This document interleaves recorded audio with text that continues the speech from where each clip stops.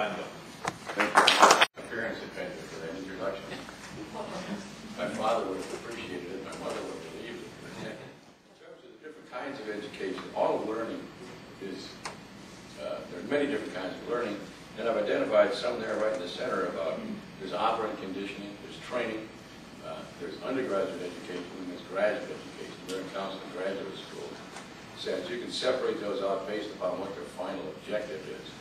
And one of the things that strikes me in terms of the difference between training and education, I had a student, flight student, and there was just something about the way this guy flew. I couldn't figure out what it was. And he said, "Are you going to recommend me for a check ride?" Because when a student takes a check ride, the instructor does too.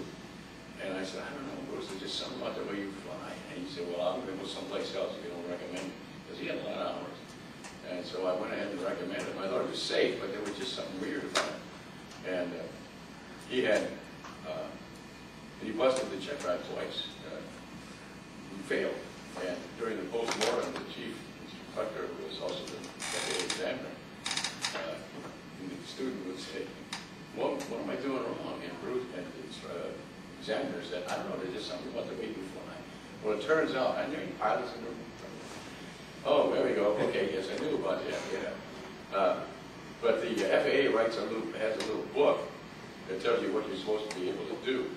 And pure educational objectives, what you do under what circumstance, to what level of success, and you can do all of those. The thing about it was that if you said, "Okay, I want you to set up for a soft field landing with the crosswind to the left, and set it up perfect." And say, "I want you to take off, it's a short field, and you've got a tailwind, you shouldn't be doing it anyhow." Well, how would you handle that? He would do that. But what we discovered was he was very highly trained. If you set the initial situation, he could do it very well, but if you said, "land the airplane," he couldn't take all of the stimuli that was out there and make some sense on it. It was something that the FAA now tests on. They didn't have called judgment decision making. And it was an interesting kind of thing. There's a statement there about education works in America. It works for the individuals who graduate, and it works for the counties and the cities and the communities and the organizations. And I have to believe that. And all of the data indicates as you increase your education, things like unemployment rates go down, your salaries go up, and it gives you choices. That education is inherently a good thing, but it's not a merit good. It's a performance good. The economists in the back will recognize that being well educated gives you choices that you don't have. I have two sons, both have very responsible jobs. One of my sons has a doctorate, and so he has a responsible job based upon that. My other son has two college courses, Texas history and English composition. He got a D in both of them. He never went back to school. But his position is also very highly placed. The difference is he doesn't have the choices that the younger one does. And so that's one of the things that we identified. And our motto is Doctrina Agans. My classic people tell me that means scholarship in action. But that's basically what this conference is all about. Or education as a performance good means that you have to do something with it. It's an active process. It gives you choices, but you have to make choices. It's not like vaccination. Oh, you're well educated. There's a lot of intellectual fools running around. But it's what you do with your education that makes an important thing. So when I was talking to Marion about what are we going to talk about, he said, the theme of the conference is education, comma, energy, comma, growth, period. And I thought, no, not really. When you talk about education, it's education plus energy equals growth. That is a performance good. You have to do something with it. And if you do that, you're better, the community is better, your organizations are better. And that's the approach that we'll take as we talk here. I've identified 12 different things that seem to be the hot buttons in education. Now, Webster University is a private institution as opposed to the Florida universities, which are public institutions. But basically, our perception is that the problems that face those kinds of institutions are here. We're not proprietary. There are no owners of Webster University. It's a private institution like Harvard. But there are common problems, and I think that I've identified those in talking to people.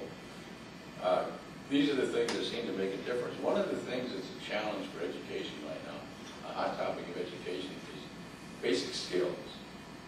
What we find, most of our students are graduate students, but we find that many of those students are really unprepared for graduate school. They can't write, they can barely read, and they certainly can't do math. And it's not an indictment of anybody, it just seems to be the way things are, and it's something that requires from us early detection and constant improvement. And the skills are important. I was with one group, for example, I teach the capstone course in the MBA program, and I also teach ethics and legal issues and operations management. I'm trying to anything else that there's a book to. When I was at Trinity University, the dean called me and said, we'd like you to teach a class on the economics of solar energy. And I said, I don't know anything about solar energy. They said, well, you're an engineer. I said, I'm a nuclear engineer. And he said, well, whatever. You know, it's close enough. And it was kind of an interesting class. It was truly one of those things where I was learning as a student. I found an old slide rule of mine. It was a great slide rule. It was one of those metal picket things with had a fuzzy leather case, and I was so proud of that thing. My younger son didn't know what it was. He said, what's that? I said, it's a slide rule. And I remember I was really good at the slide rule, but the problem I had is I couldn't remember where the decimal points were. I mean, I could do the numbers, but I couldn't remember the decimal points were. And I happened to mention that to a colleague of mine in engineering at the University of Maryland. And I thought he'd laugh, happened to be the dean. He said, you know, we're talking about forcing our entry-level engineers to learn how to use the slide rule. I said, but everybody's got smartphones and calculators and stuff like that. He said, yeah, but people have lost the ability to estimate. If it comes out of an electronic device, it must be true. And there was someplace, it was an AM university, and I can't remember which one it was, but they took 1,200 people, and they gave them pocket calculators. And they asked them to do simple arithmetic problems, and basically told them to test of the environment they're learning to see how they would respond. What they didn't know was that the real purpose for that test to see if people would question the accuracy of a pocket calculator, because the pocket calculators have been deliberately re-engineered to make errors. And less than 20% came up and said there's something wrong with my calculator. The rest of them, and simple arithmetic problems, 7 times 8 is 147. Gee, that's not that bad. The calculator said it was. 80% of the people went, shaggy dog eye or something, and went on like that. So we try to do that. Sometimes people, they may read a lot, but if you don't hear things being spoken, which is one of the problems of online education, you won't know how to pronounce it. I remember talking to a young lady, and I was talking about, that was the real epitome of something, because I used to read a lot. She said, the hell is an epitome? And I spelled it. She said, you mean epitome? And that was my first wife. She decided that she was going to fix me, so that worked out. But basic skills, entry level for basic skills is an important consideration, and it's one of the things that we struggle with all the time. You hear the expression, learning to read versus reading to learn. Too many of our students are still in the learning to read stage, and we have to really have to detect that. Second problem that we have, and it's everywhere, is cheating. A recent article in the Chronicle of Higher Education indicates that 42% of college students will admit to having help in some of their work.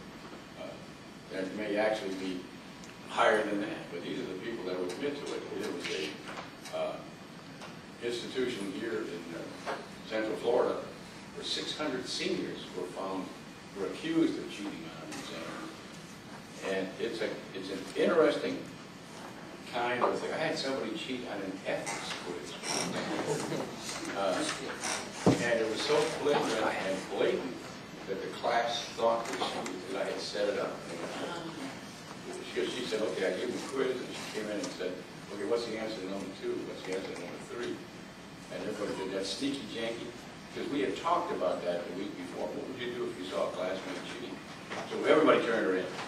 And I said, no, I didn't set it up. She was really cheating. And we dealt with her on there. But the interesting thing about that was the student said, if I had graded on a strict cutoff, 90 to 100, 80 to 90, 70 to 80 with the grades, they would not have reported.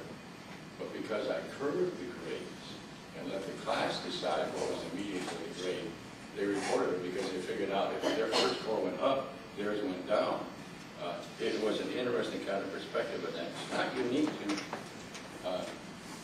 the academe. There was something in the paper not too long ago of a bunch of radiology residents in one of the major hospitals who were using exam questions that other people had provided, and they got all excited about that. But that was something that was, and even in flight, an instrument student, when you're flying, we use a vision restricting device. It looks like a welder's hood. It sticks out, and all they can see are the instruments, and so they have to navigate direct, especially by the instruments. But there's an expression that says one, and so you cross-check the instruments to make sure that you're on the right radio. But there's an expression that says 1 peak is worth 1,000 cross-checks, because if you kind of tip your head a little bit, you can see out from underneath the hood. But cheating is a problem. It's one of the things we have to deal with. Technology is an important new dimension in education. Technology both in delivery and in educational technology, the development of certain things. In that nuclear engineering program that I was head of, our educational technology people was where I first ran into the problem of people in educational technology doing things because they can do them, not necessarily because they ought to do them. So they had things like fundamental nuclear physics was designed by Pac-Man. Here's an electron Pac-Man, boom, proton. And so in the process of doing that, and then the next slide was a second order differential equation. It was cute, but it didn't add anything to the learning process. The educational technology does a variety of things. Distance education. I taught a class in statistics once.